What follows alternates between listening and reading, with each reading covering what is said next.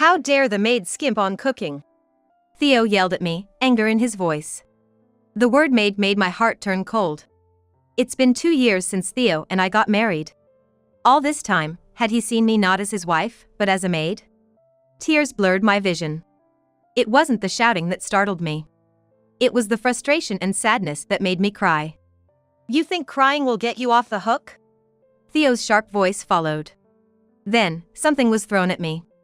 Even through my teary eyes, I knew it was dangerous. Instinctively, I crouched down.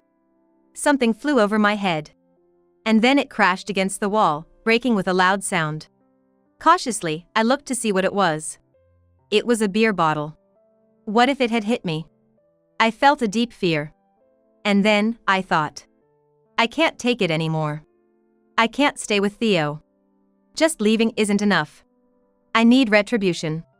He must understand the humiliation and pain I've endured. As I stood up, resolved, I heard footsteps behind me. My name is Iris Smith. I'm a 29-year-old housewife.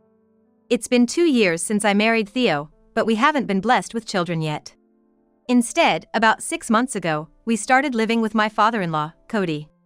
Last March, his wife, for me, my mother-in-law passed away, leaving him alone. Can't leave Dad alone in the house. Right. After discussing this, we invited him to stay with us. We're in an apartment now, but we're planning to buy a new house next spring. Theo's income is decent, and we're living comfortably. I have to be happy. Otherwise, Theo wouldn't be satisfied. You really are frail, aren't you? Theo said, more in disbelief than concern. I managed to sit up in bed. I'm sorry. It's okay. I'll take out the trash for you, he said, leaving the room. Theo helps with the housework sometimes. Like today, when I'm not feeling well, he'll step in. Hey! It's the burnable trash today! Don't get it wrong! I shouted, but Theo was already gone. That's right. Theo just doesn't get the essence of household chores. He carelessly puts out the wrong kind of trash on burnable trash day and doesn't even think about sorting it. When he brings in the laundry, he just throws it in the room without folding it. He only does the chores that are visible from the outside. That's why in our neighborhood, Theo is known as the ideal husband. You're lucky, Iris. With Theo's good income, you don't have to work, and he even helps with the chores. Well, yeah. I couldn't tell them the truth. I just returned a strained smile. It's true that Theo's income isn't low. And thanks to that, I don't have to work. But he only gives me a portion of his salary. I'm saving the rest. You manage this month's expenses with this amount. I was puzzled at first. The amount Theo gave me was just barely enough. There were times I thought about getting a job. You should stay home. Theo dismissed my offer with annoyance. But we might run short this month. I'll keep up with the chores, please. No. Theo never agrees. At first, I thought he was concerned about my health. But then I realized that wasn't the case. As evidence, Theo once said, if you work, it'll look like my income is low. That's not. You enjoy ruining my reputation, don't you? I'm sorry. I hung my head and realized. Theo didn't want me to work just to maintain his reputation. Another day, he told the neighbors. She's frail, so I have to help her out. She can't manage the household chores alone, let alone work. That's tough. You're doing great, Theo, supporting your wife like that. The neighbors praised Theo.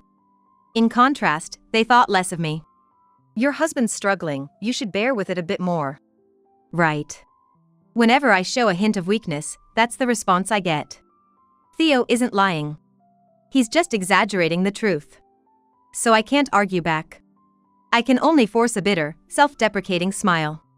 And yet, Theo alone can't perfectly manage the household chores. He's mixed up the trash again. Late at night, I sneak out to the trash area to check. I can see the misplaced trash without even having to open the bags. I take it back home with me. I act only after confirming Theo is asleep to avoid his anger. I put out the correct trash on the right day and sigh in relief. The next day, Theo wakes up with a smug look on his face. See, because I'm helping with the chores, you have it easy, right? Yeah, thanks. I can't tell him the truth. It would hurt his pride. As Theo happily eats his breakfast, I force a smile and say, "Hey, about your father. What about him? His legs are getting weaker, and he's having trouble with the stairs in our apartment. Maybe it's better if he goes to a facility. He's my dad." Theo's smile fades. "What do you think of my father?" "I think he's a respectable man. Worked until retirement, holding important positions. That's why I want him to enjoy his retirement." "So, you want to dump him in a facility? Speak your mind. You just don't want to take care of him and are trying to get rid of him now, right?" "That's not." I was about to deny it when. "Good morning." "Oh, good morning." I hurriedly stood up from my chair. My father-in-law was walking towards us, leaning on his cane. I helped him move, supporting his body. "Listen, Dad." Theo began proudly. "She wants to put you in a facility because she doesn't want to take care of you." "That's not what I meant." "A facility, huh?" My father-in-law sighed. "Might be a good idea. At my age, stairs and steps are tough. I do long for a barrier-free place." "Dad," Theo pleaded, saying, "Dad, don't say that." He's been using his care for his father as a point of appeal to the neighbors. He took on visible tasks like accompanying him to the hospital or going for walks. Yet at home, he doesn't pay any attention to him. Even now, Theo remains seated. "Next year, we'll buy a house and live together. We'll make sure it's barrier-free." "Sorry, Theo." "It's okay." Theo laughs like a dutiful son. But his father's expression is far from pleased. He sees through the act, knowing his son's concern is just a performance. "Theo always liked to play the part of the top student." "Huh?" My father-in-law said after Theo left for work. He'd use his friends as stepping stones to stand out. Never thought he'd still be like that at this age. "It's okay," I said, forcing a smile.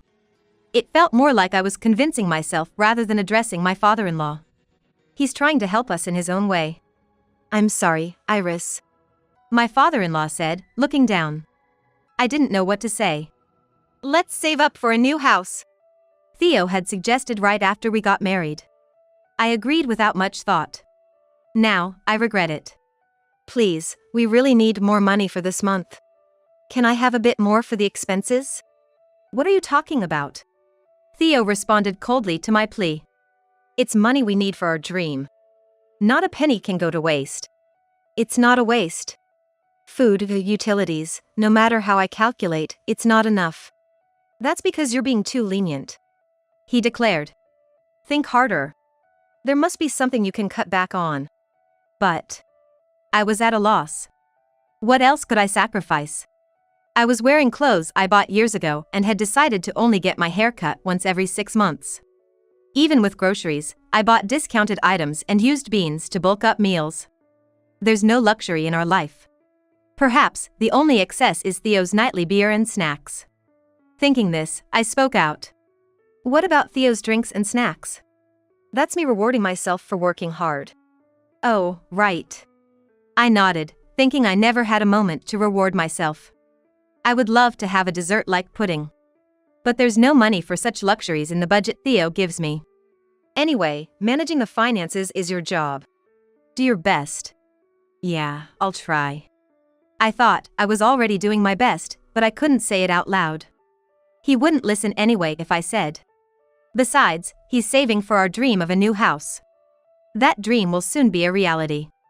Theo is working hard for that. "I'll do my best."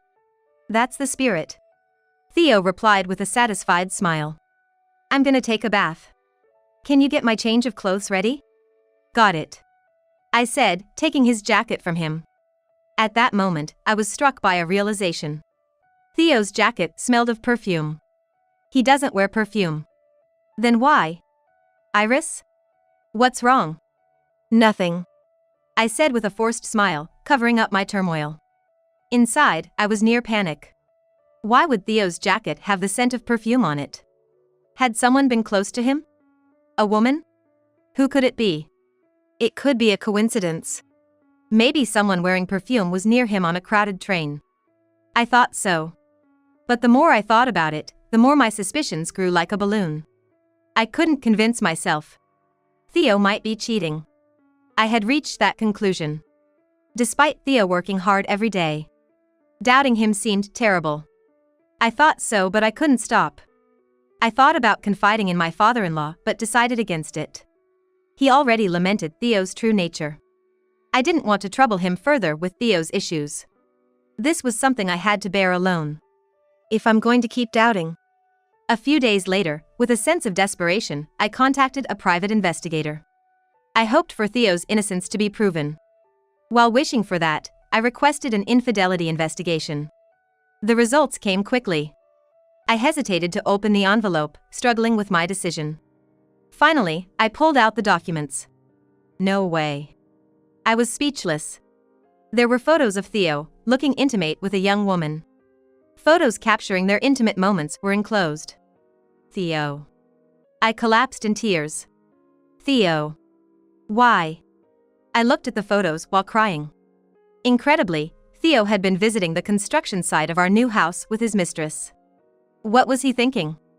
As I read further into the investigation results, it turned out that most of the money Theo claimed he was saving was actually being spent on his mistress. He makes me live like this, yet he's with her. I see now. A wave of emotions surged from the pit of my stomach. It was a mix of sadness and anger. I couldn't bear it anymore.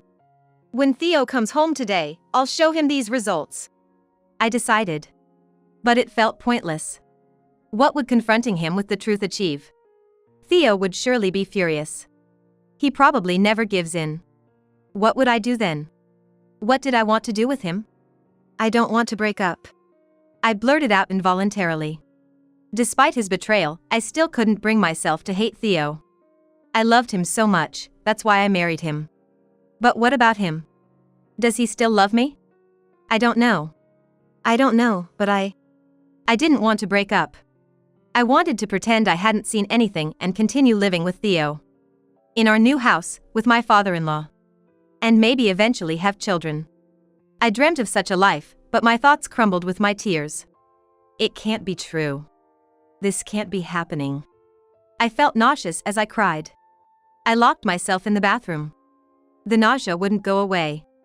After taking some medicine, I barely made it to my bed. It was already evening when I looked at the clock. I have to prepare dinner. But I couldn't move. Theo would be home soon. What should I do? In desperation, I made a decision. I'm sorry. I'm feeling sick today. I couldn't cook, so can you make do with this? I said this to Theo as he came home, observing his reaction. The dinner table was laid with frozen ready-made dishes. These were mainly things I had stocked up to satisfy my hunger at lunch. Pasta and hamburgers. They must have been Theo's favorites. However, Theo glared at me furiously.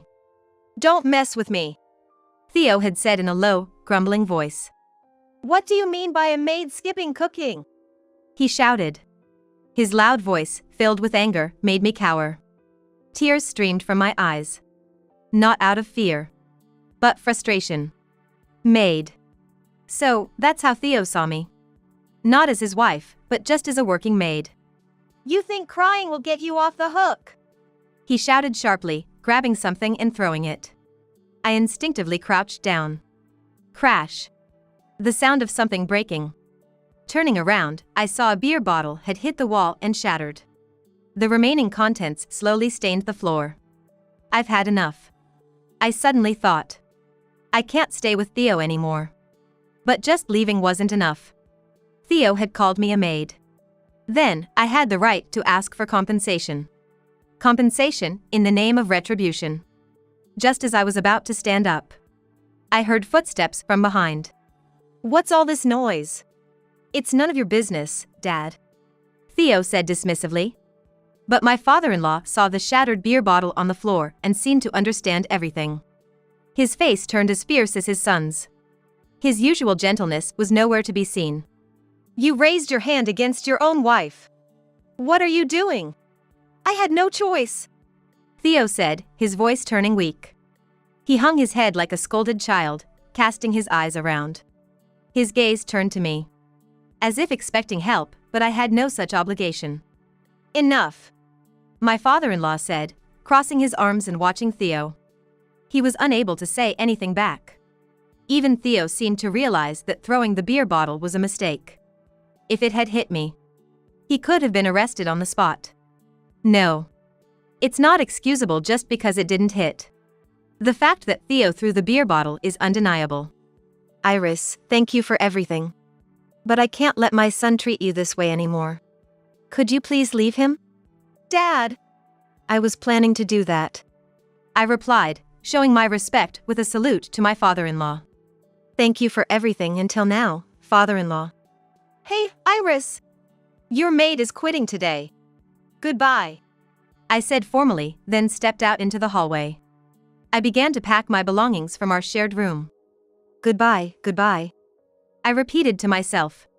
With each repetition, the last of my love and attachment to Theo faded. This is right. I had come to see Theo as less than a stranger. Left behind were the numerous humiliations he had caused me. I would have to carry these memories for the rest of my life. What will I do now? I muttered, almost simultaneously as Theo entered the room. He was flustered. Hey, Iris! You're not seriously leaving, are you? I am. I'll file the divorce then. Don't take what my father said seriously. You're not feeling well, right? Just rest. So, I would be failing as a maid, right? I replied. My voice was cold. Theo took a half step back, startled. You're upset about the maid comment? Upset or not? I said, continuing packing. That's your true feeling. Well, yeah, but a wife and a maid are similar, right? Both handle household chores and support someone who works outside. Right. I paused for a moment. I then glanced at Theo. You're looking down on all housewives, not just me. Why would you think that? Theo yelled. Like a child. Iris, tell my father. We're not breaking up. I can't do that. Why not? Because I'm serious about leaving you. Theo was speechless. I resumed packing. Theo! My father-in-law called out. Come back here. We need to talk. Give me a break. Theo reluctantly left the room. I sighed. I'll go back to my parents' house for now. I concluded and left the apartment. My sudden return caused a stir at home. This is terrible. My mother frowned after hearing the story. My father even wanted to contact Theo. Perhaps he tried to yell at him, but I stopped him. I never wanted to hear Theo's voice again. What will you do now? I don't know. I had no savings, as life had always been a struggle. The only money I had was a little left from my days as a single office worker. But I won't trouble you and Mom. I'll find an apartment and move out. Stay here. My father said, almost pleading. Dad. As a man, I'm ashamed. My own daughter going through this. I can't let you live alone with all these worries. You're exaggerating. I laughed, but my father's face was serious. Stay for us, Iris. Okay. I agreed, my smile fading. Tears I'd forgotten started to roll down my cheeks. My mother hugged me. And I cried out loud, clinging to her. The next day, I filed the divorce. After mailing them to Theo, I felt a sense of relief. Theo called soon after, but I didn't answer. A few days later, my father-in-law called. His voice was a mix of concern and uncertainty. I'm sorry for my son's actions. No, it's okay. I was grateful to have seen his true nature early on. I had answered honestly. In the past, I might not have blamed Theo for his questionable behavior. I convinced myself he was just tired or finding some other reason. I had been turning a blind eye to the truth. Theo doesn't want to divorce, but don't worry. I'll take responsibility and free you from my son. Thank you. I said, putting my hand on my chest, though we were talking on a phone. I have a proposal. What is it? I'm thinking of leaving Theo. I plan to find a facility and move in. That's so sudden. It's something I've been considering for a while. His voice grew somber. Understandably, his son's misdeeds were the cause. Yet, he hadn't forgotten his original purpose for calling. The reason my son hasn't let me go is the pension, and above all, the inheritance, right? Yes. His voice was heavy. Theo won't leave me because he wants to ensure he inherits my estate. You must have heard something from him. Yes, Theo often mentioned it. He said once the inheritance comes through, paying off the house loan would be a breeze. Theo had sworn me to secrecy, but it didn't matter now. After all, he had squandered the savings on his mistress. The funds for the new house must be insufficient. How would he cover that? He was counting on his father's inheritance. I'm thinking of writing a will. Please don't talk about such grim things. No. I have no intention of leaving any money to Theo. But Iris. He hesitated briefly and said, I want to repay you. I'm thinking of leaving my estate to you. What are you saying? I raised my voice. It was natural for family to take care of each other. Yet, he was thanking me. Perhaps it included compensation for the humiliation I suffered from Theo. He wanted to convey that, which was why he had called. But I couldn't accept it. Please stop. I can't accept it. I don't even want to think about what happens after you're gone. I have cancer. What? I almost dropped my smartphone. You're joking, right? It seems Theo hasn't told you about my hospital visits. I thought it was just rehabilitation for your legs, but... I shuddered at the horror. Theo was aiming for his father's inheritance. I had thought it was an unrealistic notion. His father was still in his 60s, weakened but seemingly healthy. But the reality was different.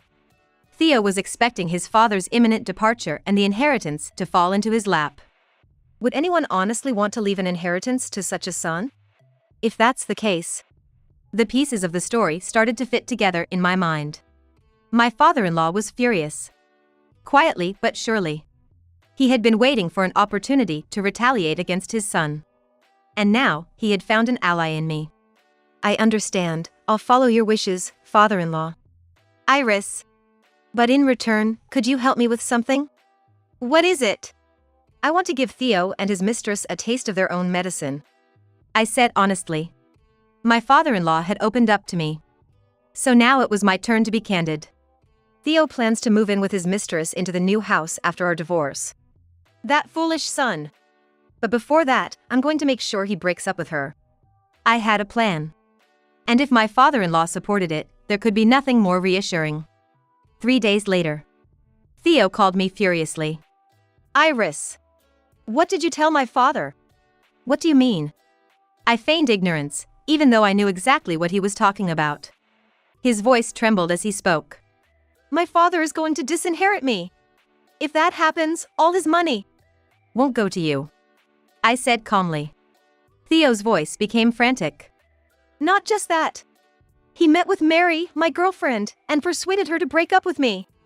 He told her about how I threw a beer bottle at you and called you a maid. But all of that is true, right? I thought to myself that Theo had it coming. He looked down on women. Once his true nature was revealed, any woman would leave him. Especially someone who extracted money from him like water. I couldn't believe she loved Theo for who he was, but rather was attracted to his financial appeal. Mary said she didn't think I was that kind of person. But you are that kind of person. What's your problem? Theo lashed out. But I didn't care. I was the one who had informed my father-in-law about the mistress. You're bold, Theo. What? Choosing a mistress from the same apartment complex. I was utterly dismayed. It was a clear sign of how little he regarded me.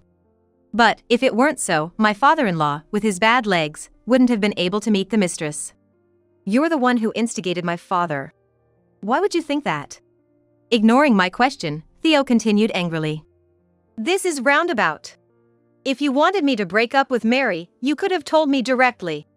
Instead, you embarrassed me by having my own father expose my shame. That would have a bigger impact on you. I replied calmly. There was no winner's satisfaction. There was only emptiness. You knew and sent my father to humiliate me further. Even if that's true, what of it? You're disowned by your father. The inheritance you relied on won't come. Give up on the new house. I said, ready to end the call. Theo had nothing left. His mistress had left him. And his dream of a new home had vanished. Wait.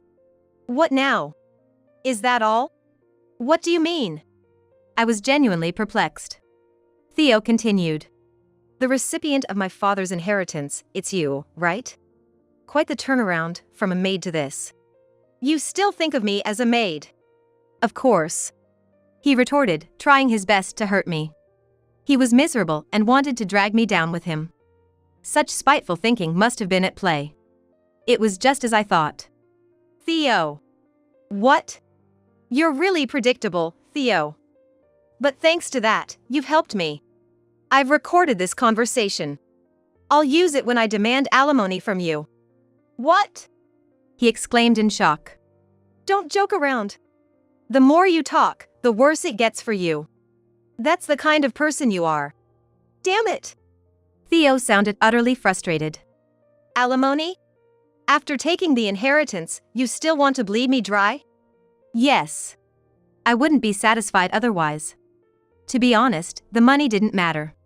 All I wanted was an apology from him. It should have been enough. You greedy woman. He finally said in a fit of sour grapes, ending the call. I sighed. He still doesn't understand how wrong he was. Muttering to myself, I spread out the documents on the table. Evidence of Theo's infidelity. Copies of a diary I kept, detailing the cruel actions Theo had continuously taken against me. I gathered these and sent them anonymously to the company where Theo worked. Then I found out what happened to Theo from a desperate call he made to me. Just stop it. My reputation is in tatters. I can't stay at my job, and I'm being ignored by the neighbors. But it's all true. If you wouldn't admit it, let others judge. That's what I thought. And they judged Theo as the bad guy. Still, he continued to defend himself. Now I'm unemployed and you want alimony? I can't pay that. Really? But you had that savings. I reminded him. He seemed taken aback. I spent all that money on Mary. I don't have a penny left. That's pathetic. Mary too had left him after all his devotion. I wonder what Theo, who can't cook for himself, looks like now. Now, unemployed Theo must be in a pitiful state, holed up in his apartment, which couldn't last long. Once his food runs out, he'll have to go outside. And when he does, he'll face the cold stares of the neighbors. All at once. Come back to me. Why would I? If you come back, it'll clear up the misunderstandings the neighbors have about me. Misunderstandings? That's right. It's all your delusion. His tone softened. You were weak and couldn't work or manage household chores properly. I was supporting you, Iris. So? I felt a cold wind blow through my mind as I spoke. That's how you treat me as weak and try to owe me a favor. I don't want to owe you a favor. I won't be fooled again. No matter what you say, you can't undo those words. I declared, referring to the day he called me a maid. Our relationship as husband and wife had ended then. It could never go back to how it was. Goodbye, Theo. Iris. Wait, Iris. Theo's desperate shout echoed in my ears. I frowned and ended the call. My father-in-law contacted me. The facility you recommended is great. I'm glad. He had achieved his dream of barrier-free living. I don't have long left. I just want to live comfortably. Cody. I informed my father-in-law that I would visit him soon. Theo tried contacting me several times, but I ignored him. Eventually, it became bothersome, so I changed my phone number. After convincing my worried parents, I now live in a different city. My apartment is smaller than before, but the rent is cheaper. I was enjoying my freedom. Theo had assumed I couldn't work, but that wasn't true. Since working every day was physically demanding, I started a part-time job with an adjusted schedule. The manager was understanding about my health condition. That's tough, but I think you're doing great, Iris. Thank you. I replied, truly happily. Holding my paycheck, I felt elated. I could live on my own strength. I earned this myself. The days when I was controlled and forced to depend on Theo. I had escaped the nightmare. Though I often missed work and my salary was modest. It was enough to pay rent with some left over. With what I have now, I can survive. I've really gotten the hang of saving money. I mused, not sure if I was impressed or dismayed. In any case, I was good at saving. I would live on my own. Or perhaps, not entirely alone. Oh. There he was again. A customer who always came at the same time. He was quiet, only saying thank you at the checkout. Yet that single word made my heart flutter. He would look at me intently, then awkwardly shift his gaze. He must like you, Iris. Really? I smiled, hoping it was true.